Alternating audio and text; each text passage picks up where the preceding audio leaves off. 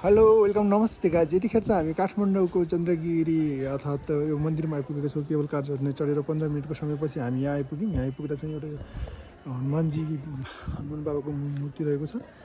यतातिर एउटा ठुलो खालको घन्टी रहेको छ। यस्तो खालको यति ठुलो घन्टी छ, हेर्नुहोस् है। दर्शन लिनु होला यो चन्द्रगिरी टेम्पलको। साथसाथै यतातिर एउटा अर्को मूर्ति पनि रहेको छ, यस्तो टाइपको छ। बाबा एउटा यस्तो खालको मूर्ति देख्न सक्छौँ भने यतातिर हाम्रो पण्डित बुवाहरू अर्थात् यो चन्द्रगिरी टेम्पल चाहिँ एकदमै निकै ठुलो छ है त।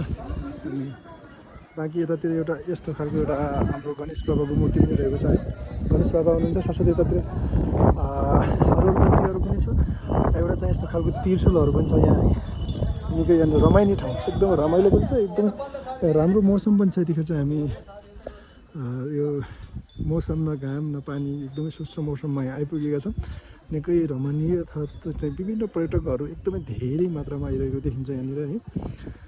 साथसाथै टेम्पल हामी जस्ट अपोजिट साइड अथवा पछाडिपट्टिबाट हेर्दैछौँ। पछाडिपट्टिबाट हेर्दा चाहिँ यस्तो खालको देखिन्छ भने केही दृश्यहरू तपाईँहरूलाई अझै पनि देखाउने छु। यो तल हेर्ने भने हाम्रो काठमाडौँ भ्याली अलिकति राम्रो देखेको छैन भने यतातिर पनि काठमाडौँ भ्याली रहेको छ भने यतातिर जङ्गलहरू रहेको छ।